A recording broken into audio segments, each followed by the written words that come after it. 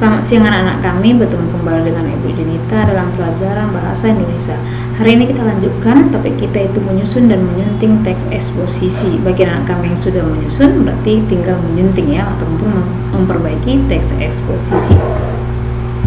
Oke, kita lihat langkah-langkah menyusun teks eksposisi. Yang pertama nanti, memilih dan menentukan topik. Pilihlah topik yang benar-benar dikuasai agar tidak kehabisan bahan untuk mengembangkannya menjadi sebuah teks yang utuh. Yang kedua, menentukan tujuan penulisan. Tujuan teks eksposisi untuk memaparkan, menjelaskan, menyampaikan informasi, dan menerangkan masalah tertentu yang bermanfaat bagi pembaca. Itulah dia langkah-langkah menyusun teks eksposisi yang kedua. Yang ketiga, mengumpulkan data untuk mendukung argumen. Data baik berupa fakta, contoh, bukti, atau pendapat pakar perlu dikumpulkan sebanyak-banyaknya agar tulisan benar-benar dapat dipertanggungjawabkan kebenarannya. Yang keempat, menyusun kerangka tulisan. Kerangka tulisan dimaksudkan sebagai acuan pengembangan ide sehingga tulisan tidak menyimpang dari kerangka yang telah disusun.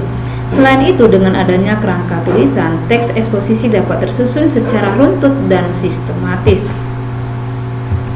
Langkah yang kelima, mengembangkan kerangka karangan.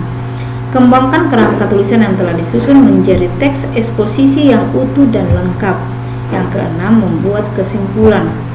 Penegasan terhadap hal yang telah dipaparkan pada paragraf sebelumnya. Oke, itulah dia langkah-langkah menyusun teks eksposisi. Kemarin juga sudah ada Ibu buat di GC-nya ya. Kemudian kita lanjutkan menyunting teks eksposisi. Menyunting berarti memperbaiki teks eksposisi. Yang menyunting berarti kegiatan memperbaiki naskah tulisan agar terhindar dari berbagai kesalahan, misalnya kesalahan penulisan.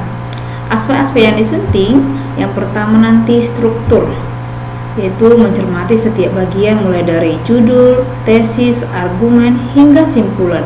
Jika masih ada bagian yang belum tertulis secara jelas dan eksplisit, tambahkanlah segera bagian tersebut. Itulah dari segi struktur aspek-aspek yang disunting.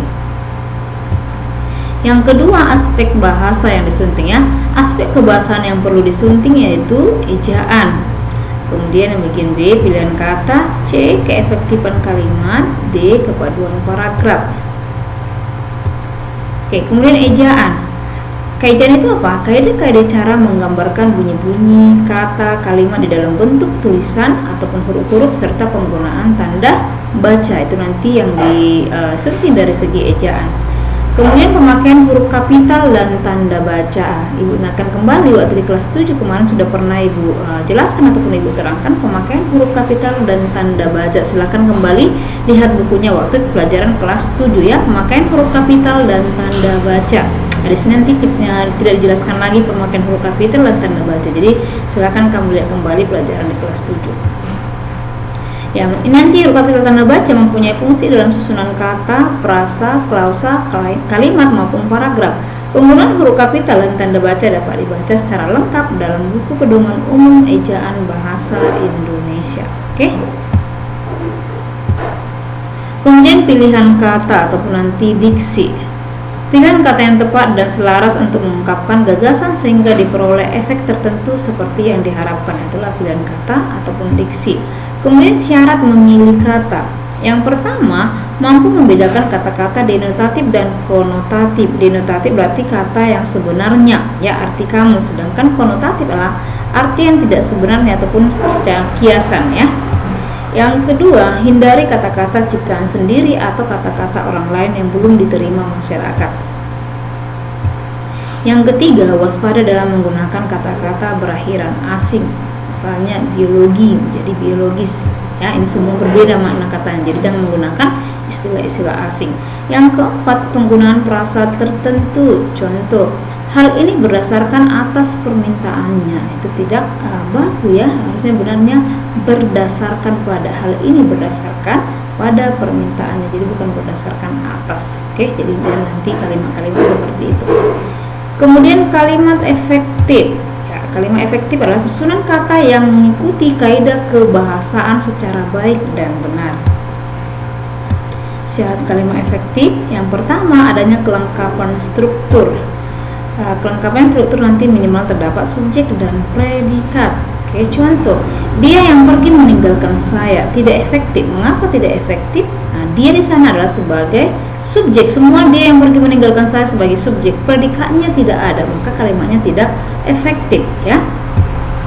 Yang berikutnya, dia pergi meninggalkan saya. Ini mengapa efektif? Karena subjek dan predikatnya sudah ada. Dia subjek, pergi sebagai predikat. Jadi secara kalimat efektif yang pertama, kelengkapan struktur subjek dan predikatnya sudah ada, maka kalimatnya efektif. Oke, yang kedua, kehematan kata, yaitu para siswa-siswi sedang mengerjakan soal ujian masuk perguruan tinggi. Mengapa tidak efektif? Karena ada penggunaan kata para. Para di sana menyatakan lebih dari satu, sedangkan siswa-siswi juga menyatakan lebih dari satu. Maka gunakanlah salah satu supaya hemat. Oke, jadi yang benarnya adalah siswa-siswi sedang mengerjakan soal ujian masuk perguruan tinggi. Jadi kalimatnya efektif karena para sudah dihilangkan. Jadi kalau kamu menggunakannya, gunakanlah salah satu, misalnya para siswa atau siswa-siswi supaya kalimatnya efektif.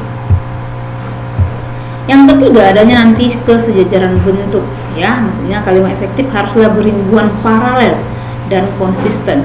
Jika pada sebuah fungsi digunakan imbuhanmu, selanjutnya imbuhan yang sama digunakan pada fungsi yang sama.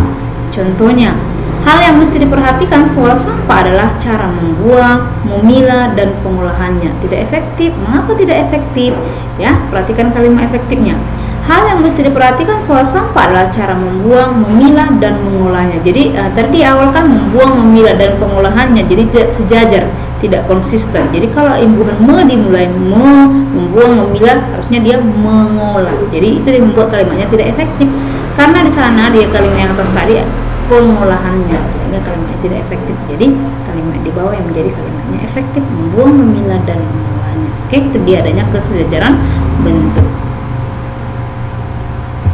Kemudian yang keempat, logis. Logis itu apa? Masuk di akal, ya. Contoh, Mutiara memetiki setangkai bunga mawar. Tidak efektif. Mengapa tidak efektif? Karena ada memetiki. Memetiki artinya mengerjakan secara berulang-ulang, ya. Jadi yang benarnya apa? Mutiara memetik setangkai bunga mawar. Yang dipetikkan setangkai, bukan banyak kali, ya. Makanya penggunaan kalimatnya memetik, bukan memetiki. Kalau memetiki pekerjaan yang dilakukan secara berulang-ulang dan terus menerus. Oke, itulah di empat, harus logis dan masuk akal.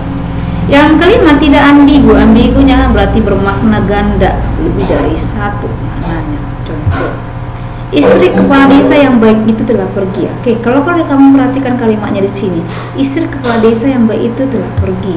Oke, siapa yang baik? Bisa jadi istri kepala desanya atau kepala desanya yang baik. Kalau kalimatnya seperti ini kan masih ambigu. Ambigu berarti maknanya lebih dari satu. Bisa saja istri kepala desa, bisa saja kepala desa itu yang baik, ya. Itu maksud, jangan buat kalimatnya yang ambigu. Oke, kemudian kepaduan paragraf. Paragraf yang padu ditandai dengan keterkaitan dan kepaduan antar kalimat dalam paragraf. Paragraf yang padu juga ditandai dengan satu gagasan utama yang dikembangkan ke dalam beberapa gagasan penjelas. Selain itu, hubungan antar paragraf harus runtut dan padu dengan cara penggunaan konjungsi, penggunaan kata ganti atau disebut nanti dengan pronomina, pengulangan kata, dan repetisi. Oke, itulah dia langkah-langkah untuk menyusun dan menyunting teks eksposisi. Kalau anak-anak kami sudah menyusun teks eksposisi, berarti tinggal menyunting. Menyunting berarti memperbaiki teks eksposisi yang salah. Jadi kamu perhatikan tadi bagaimana cara-cara menyunting teks eksposisi. Oke, sampai di sini pertemuan kita.